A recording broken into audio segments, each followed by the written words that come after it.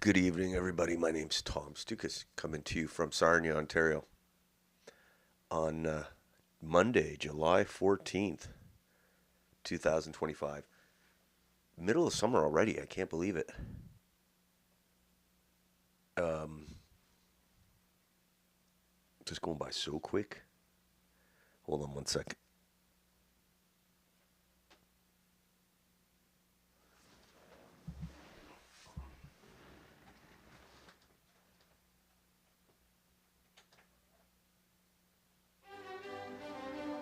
I like my music. All right. It's been a weird summer. It's just so hot and air quality is shit. So it's just you feel like you're in a third world country. You know how they have the horrible air and like crazy heat. Like that's what it's been like this summer. So I guess it's called third world summer. But yeah, it's hot and you can't breathe. It's just not fun. Like you don't. I haven't even barely sat on my patio just because it's just not comfortable. It's stifling and anyway, what are you gonna do? Uh, been trying to go to the beach so a lot because I don't have a pool. A lot of beach stories out there. I go to this private beach in Sarnia. It's private, like technically it's a private beach. Like the condos own it, so the people in the condos are allowed to use it. It's like a little, and but people use it anyway that don't live at the condos. And as long as you don't make a mess and act like a dummy, nobody's gonna really say anything. But now I think some of the new Canadians have found our beach and they might have to enforce the private members rule soon. Um, Other than that, the beach is great. And yeah, a few other things. We'll see what's going on. Oh, we'll see what's going on the day's events here. I was supposed to do it last time, but I had a little problem. Our last broadcast date had to be canceled. All right, I'm still I'm still suffering from it.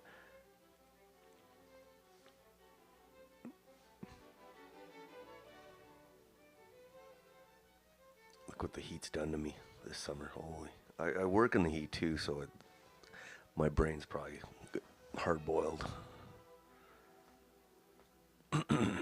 That's why I'm. All right, let's get through this.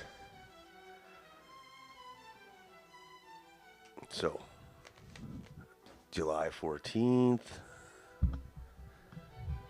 Summer's gonna be over so much, so quick. I was driving by the gas station today and I noticed the gas price was like a buck 13 or something. And it's like that's pretty low, and usually in the summer they gouge you. So it is really low for the middle of summer. And I was like, man, people are, as long as that gas is low, they're not going to say a word about the liberals all summer. Like the government, give them low gas, they'll be just fine. I mean, they won't complain about nothing. Unfortunately, but yeah, buck 13 in Sarnia, a liter. All right, I saw this meme. A lot of focus on Pierre, while the other politicians are enjoying their summer break. He has to actually run for his re-election in Alberta, so he's been on the news doing the circuit, uh, and so there's gonna be there's lots of focus on him, whereas Carney's just kind of sitting back and hiding away from the cameras. So I like this meme. It's like, ours is a nationalism not based on bloodlines, birthplace, or background. Anyone from anywhere can do anything. And that was this. He kept saying that line during the election. It was like, why are you saying that, man? That's like a globalist talking point. And then there's John A. No real Canadian would say those things, but a globalist who supports your replacement certainly would. Yeah. I'm not happy. I'm not impressed with Pierre. Like now, he's all talking tough with immigration, and he's not even really talking tough about immigration. He's just talking tougher than he usually did, and he's not posing with Indians all the time. That's his way of saying he's tough on immigration. But I said I'd take John A. over Pierre Poilievre any day, for sure. Pierre's just wishy-washy. He's saying what he's saying about immigration now. He's saying the exact opposite not too long ago.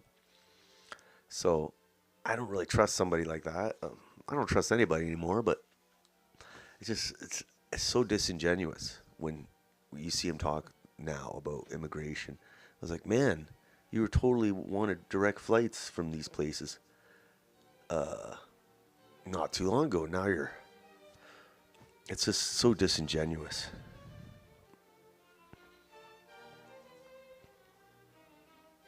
Okay. Next post. So this book, I figured with the Epstein list or the lack thereof in the news, it's the perfect time to start reading this book. It should be interesting. I found this book at the Goodwill. I thought it was called By Way of Deception, The Devastating Insider's Portrait of the Mossad. So I'm looking forward to reading it. I had a couple books ahead of it in the rotation, so now this is its turn, which is kind of cool because it's right at the perfect time because this whole brouhaha over the Epstein list and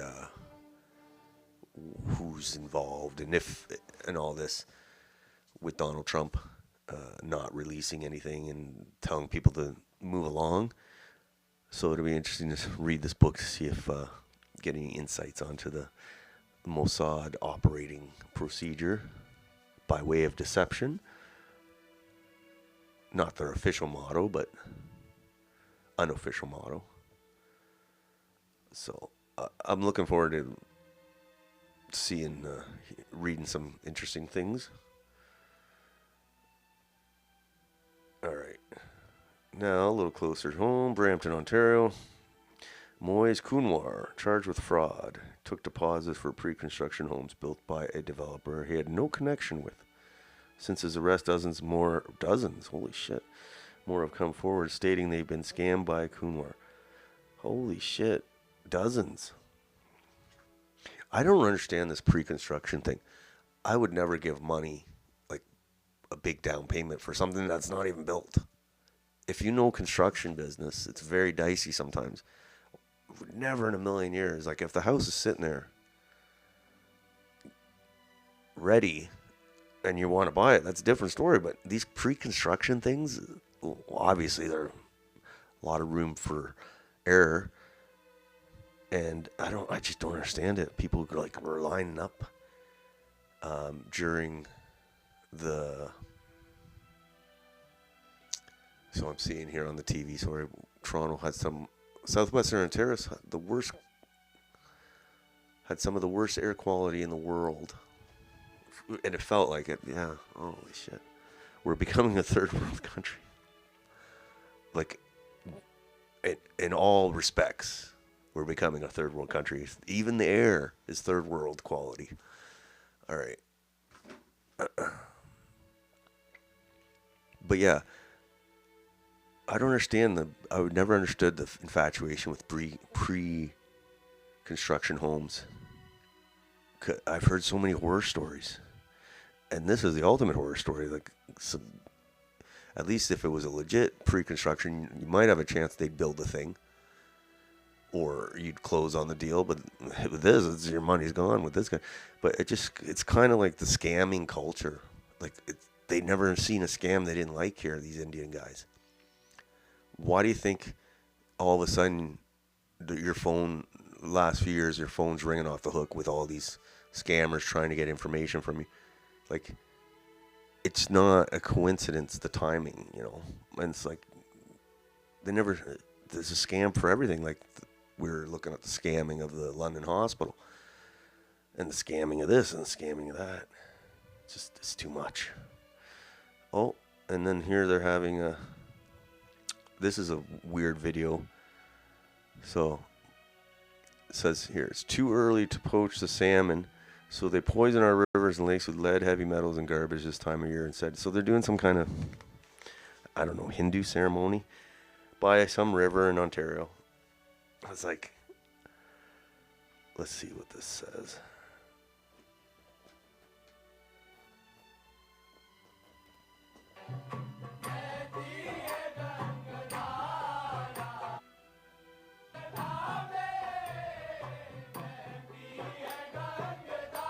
Doesn't look very Canadian to me.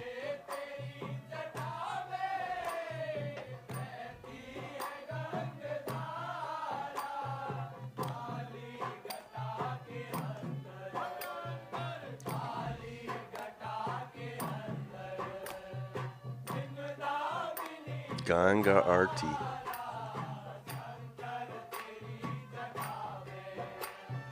Anyway, hopefully they clean the garbage up after they're done praying to their God. Next post. Over 2 million visits to food banks in Canada. Highest number in history. This holiday season, CBC is asking for your help. Every act of kindness, $1, one can of food, or 1 hour of your time can make a tremendous difference to Canadians in need. So yeah, they're doing this thing, I guess, because the food banks are basically being overrun. But this guy is like, no food bank should be open to anyone who can't prove they're longer term, genuine Canadians. Problem fixed. But yeah, like, big problem. A lot of Indians were using the food bank for, not because they needed it, but for free food. Basically, it was like a perk. And of course, the food banks didn't want to say anything because they didn't want to sound racist. And then eventually they had to start cutting them off because they're like, yeah, we're going to run out of food. And I think the one in Sarnia here had to do that. But it doesn't look like it's worked. Like, it looks like they're still being overrun. But yeah, the food banks are screwed. They were supposed to be for, the absolute, like, you're at your wit's end. Okay, let's go to the food bank. Not just for like, oh, let's save money and go to the food bank. They're gonna have to do something like to restrict their whoever has access to it. If it gets abused, what can you do? And it has the effect too. Like, people stop donating to the food banks because they don't want to, like, they want to help Canadians. They don't want to, feed the world. Sounds mean, but it's true. Next post. I thought this was crazy and not in a good way. They were talking about the election for Toronto mayor, which is in about a little bit over a year, October 26th. And the thing that I thought was crazy and made me disgusted, because I was born in Toronto, I spent time there, and to see it just destroyed, turned into a shithole. And this is kind of why it's like they're talking about Olivia Chow's chances for re-election. They're saying, okay, right now she has a 30-point lead on whoever the closest hypothetical candidate. But if John Tory, the disgraced former mayor, jumped into the race, it would be like a tight race between them two. And I'm like, man, I said, Toronto's totally fucked when residents are faced with the choice of either Olivia Chow or John Tory for mayor. So get out of Toronto while you can, because when John Tory was mayor, he destroyed Toronto. It was woke garbage, COVID commie wasteland. And then he had his affair with his assistant. Not affair, but he had a relationship with his assistant, which the taxpayers were paying for because he was jetting her around with him. And now he's obviously eyeing a comeback, because I've seen other stories about him. He hasn't outright said, no, I'm not running. I'm like, he shouldn't be running because he's a shit mayor, and he had to quit. He didn't want to quit. He had to because he was caught doing some unethical things. But of course, Toronto's game for more punishment from this clown. So they're setting up a horrible duality there. Either you go with Chow or you go with Tory. So either way, you lose. So yeah, I thought that was crazy. Let's bring back John Tory and Olivia Chow. You serious, Toronto? You can't find two, John Tory or Olivia? That's the best we have? And this is the biggest city in Canada. Come on.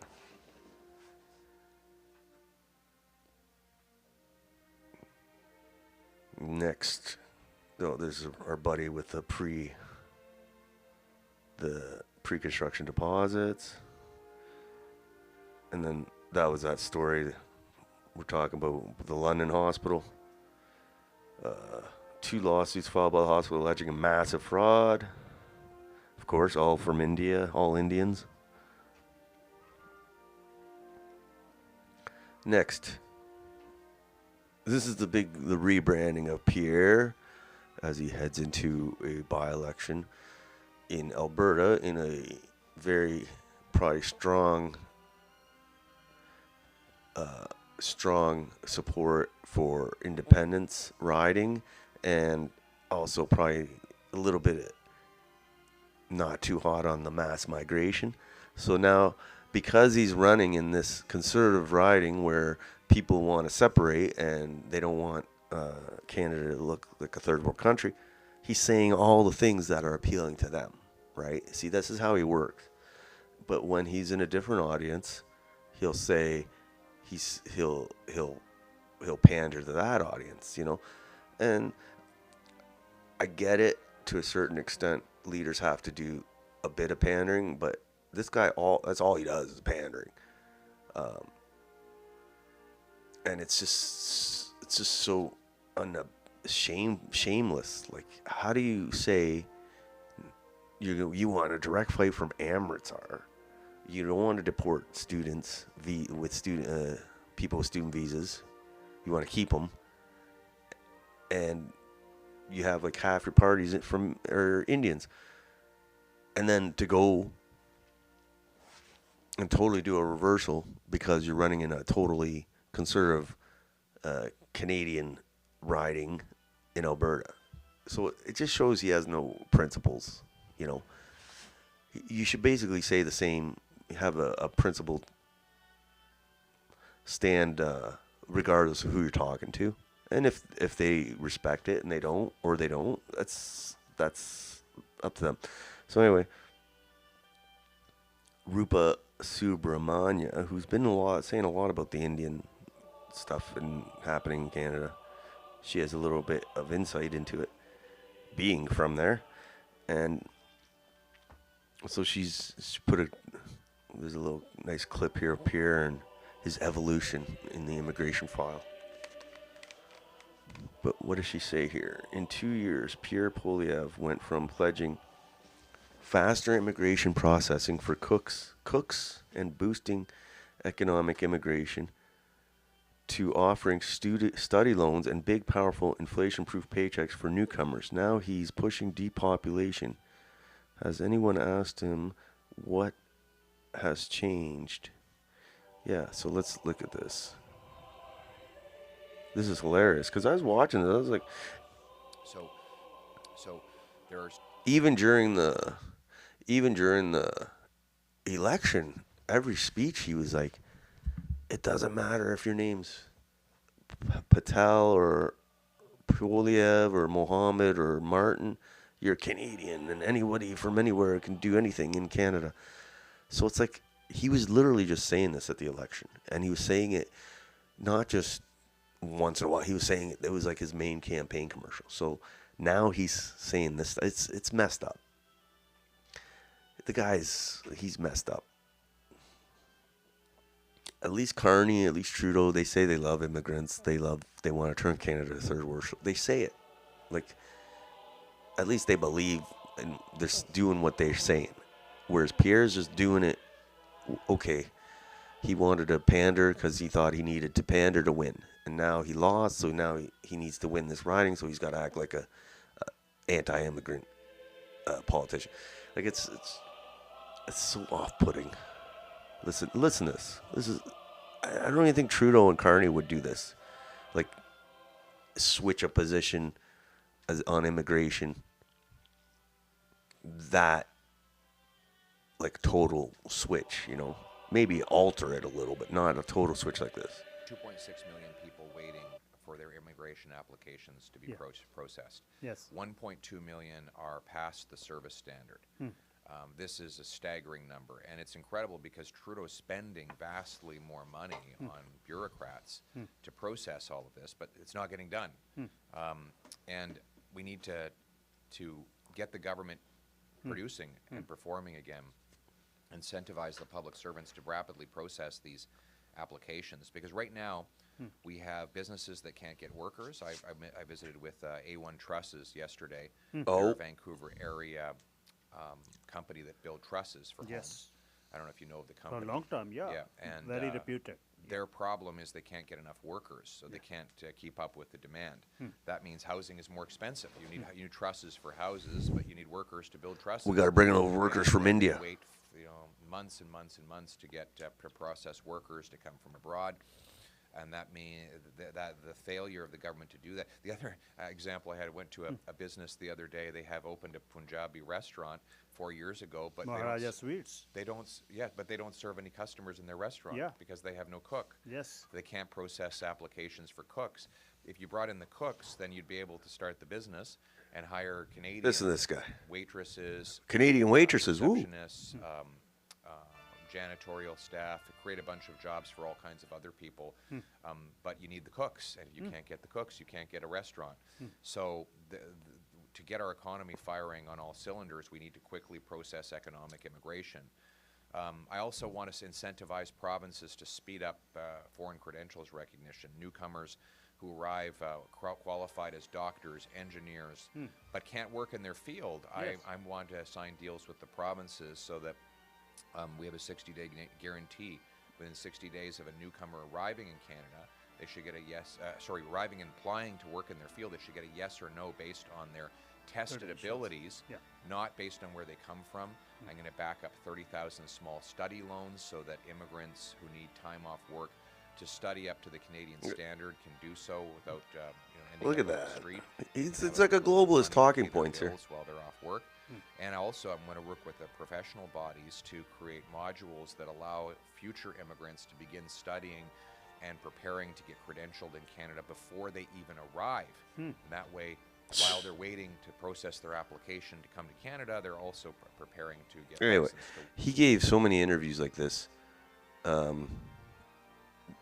while he was during his leadership and leading up to the election. He gave so many interviews, pandering interviews like this. Okay. So, a lot of reaction. Daniel Thierry. Pierre Poilievre has embraced net negative immigration. This is a step in the right direction. But you could see how difficult it is for him to make this argument. It's not compelling. He's just saying what we want to hear. The reality is Poilievre is philosophically libertarian and does not accept the fundamental problem with mass immigration. We need a real nationalist. Yeah, like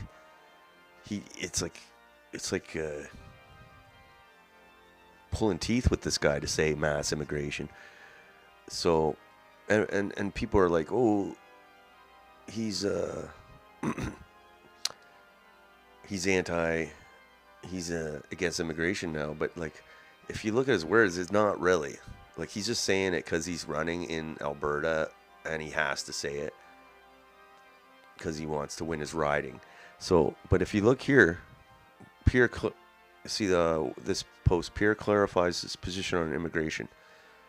We need to ensure that more leave than come in over the next couple of years, while housing, healthcare, and jobs can catch up. So basically what he's saying is, they're all saying, oh, how he's this tough on immigration guy. And he's basically saying, well, let's put the brakes on it for a couple of years until we can build a bunch more houses and hire doctors and create new jobs to catch up. I was like, yeah, a couple years ain't going to cut it, man. So basically he's just saying, we just need to take a little break and then we're going to ratchet it up again. That's what he's saying. Is divided and we're not able to integrate people at this pace. Let's see. You previously called for severe limits to population growth in Canada. Can you clarify what you mean by that? So, first of all, I'll tell you what I don't mean, which is natural population growth. That is almost non-existent in Canada. We have roughly the same number of people who die as who are born. So all of our population growth, in fact, in the last quarter, there were more deaths than births. So what I am referring to is migration, net migration. We have millions of people whose permits will expire over the next couple of years, and many of them will leave. We need to ensure that more leave than come in over the next couple of years while we catch up. Well, housing, healthcare, and jobs can catch up.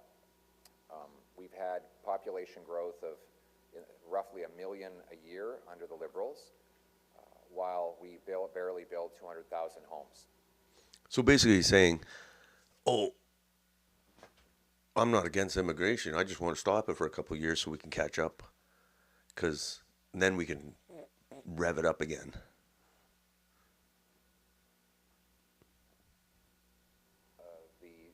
Our job market is stalled, and yet we're adding more people to the workforce. Our young people are facing generational highs in unemployment because the multinational corporations are giving jobs to low-wage, temporary foreign workers, and that ultimately leave our young people without opportunities. Our country is divided, and we're not able to integrate people at this pace. So, in order to at fix this the pace, problem, we've got to we need to put very hard caps on immigration levels. We need more people leaving than coming for the next couple of years, and we need so our country can actually catch up. Our immigration policy should invite the right people in the right numbers in a way that puts Canada and Canadians first. So basically, it looked like he was being tortured to give an answer on immigration, because he knows he's walking this fine line. He's got all these Indian MPs who are like want to bring their 25 cousins over to Canada. So he's walking a really fine line, and usually when you're walking the fine line, you're gonna fall off because it doesn't work. He kept saying couple years. We're just gonna take a break for a couple years, and I was like, maybe like 20 years, you know. He didn't say anything about maybe we should get people from Europe to, or maybe, you know, other sources of immigration. No, he just wants to take a little break, and basically rev up the machine again after the heat, or he wins the election. So yeah, based on all his pro-immigration, mass migration remarks and policy proposals, and just his actions, it's hard to believe anything he says on this. And even now, what he's saying is he's basically saying we're just 2 years, couple years. Yeah, I think we're gonna need more than a couple years. So it's interesting. I think the issue is going to become more because, like I said, look what happened.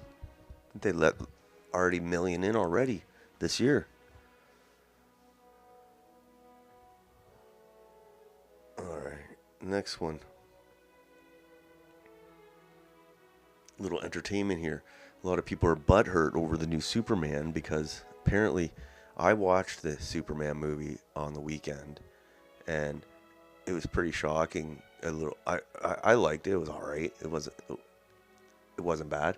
But apparently there's this country in the movie called Boravia, and it's all causing all sorts of shit with its neighbor, and its neighbor is poor and defenseless, and Boravia's got all this military tech, which Lex Luthor sold them. And I couldn't help but notice that Boravia sounded a lot like Israel, like the way they were describing it. Like the leader was some crazy old dude, and they're causing all sorts of problems, and enough for Superman that he had to intervene to stop them from attacking these poor neighbors of theirs. And in the final of the movie, I guess one of the scenes of the movie is they're ready to attack, to invade the neighbor. Boravia is ready to invade the neighbor, which is the Palestinians. It's so, like, if you look at this picture here, that's one of the, or no, I don't know. That's the guy in New York. Anyway, the people that were getting invaded looked just like the Palestinians, with no weapons and getting destroyed by this modern army, and until the super friends had to come in and stop them. So a lot of pro-Israel people are saying this is a horrible movie. It's basically Nazi agitprop against Jews. So I was kind of surprised when I watched it to see,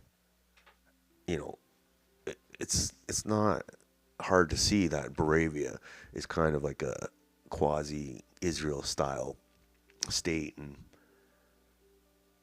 yeah, it was weird. But apparently Superman, idea Israel's in trouble when even Superman is against them. Even Superman detests the IDF. All right. So, yeah, I just thought that was interesting.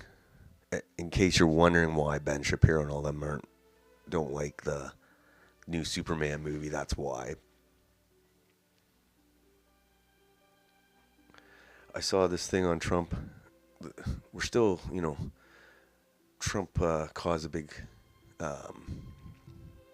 firestorm in the way he's handled this Jeffrey Epstein thing. I think he's handled it horribly. Like, he was pumping it up for months, like, just juicing the base, getting them all excited, and then he just totally yanks it from them.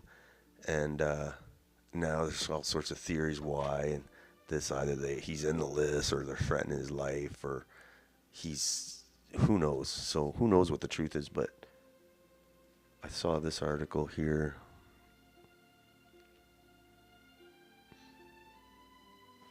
It's probably the simplest explanation, which is they're all pedophiles. They're all elite pedophiles that are blackmailed to do the bidding of whatever the plan is. I guess, like, why would Trump be any different, I guess? So, this article, this guy talked to the guy, okay.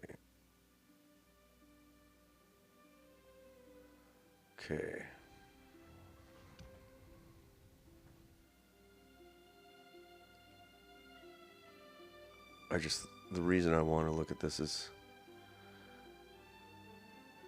the guy who wrote a book on Trump. Okay. If you listen to Michael Wolff, the best-selling Trump biographer and National Magazine award-winning writer, there's far more to their relationship than a few words and images. Trump and Epstein he's talking about. Wolff knows Trump well and knew Epstein very well, and what he has to say about them points in a very troubling direction. Last month he discussed both subjects. Okay. While Trump has repeatedly tried to minimize his ties to Epstein, whom he now calls a creep. Wolf said Epstein and Trump had been best of friends for almost 15 years. They were instrumental in each other's rise. Really. The pair hunted women together, according to Wolf, but fell out as very rich men do over real estate. Trump went behind Epstein's back to outbid him on a Palm Beach property that both coveted. Epstein believed that Trump was actually laundering money for a Russian oligarch and threatened to expose him. And then, according to Wolf's recollection of what Epstein told him, Trump dropped the dime on his friend's trafficking of young girls. What the hell happened here?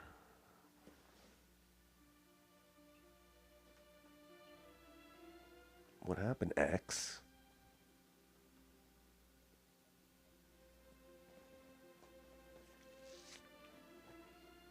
Are they trying to block me from seeing this? Okay. We're almost done this. All right.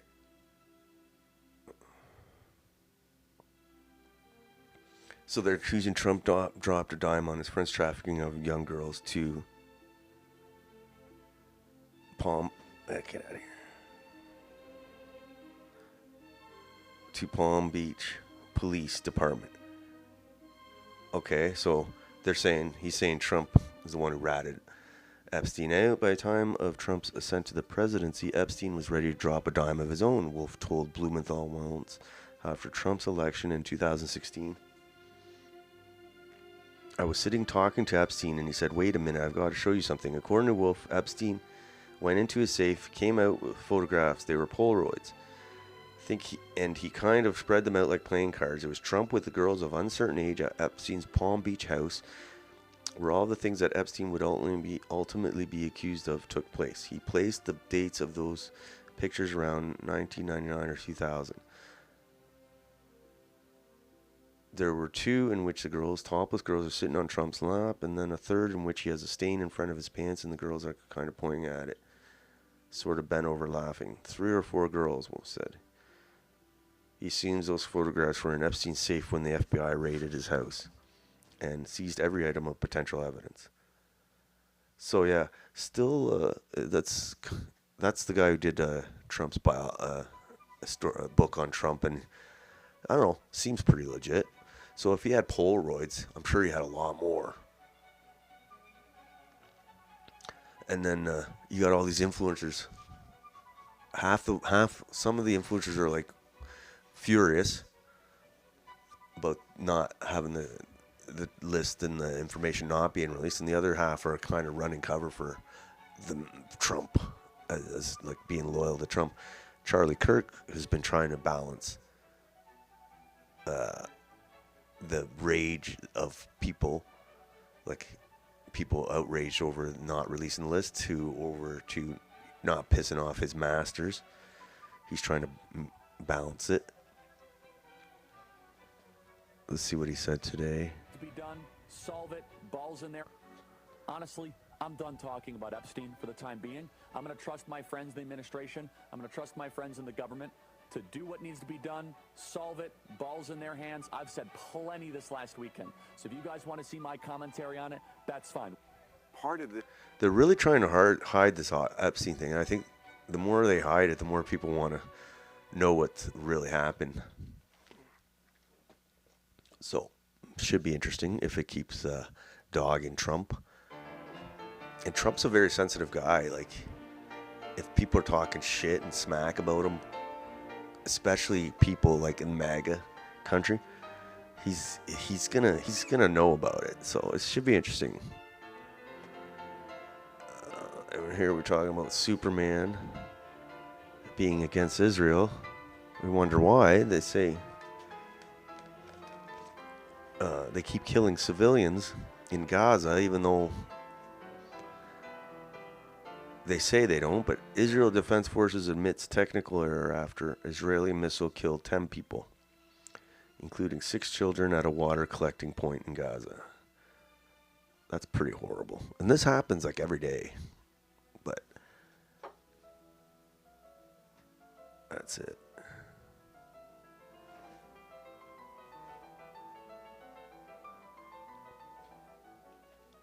And that's it.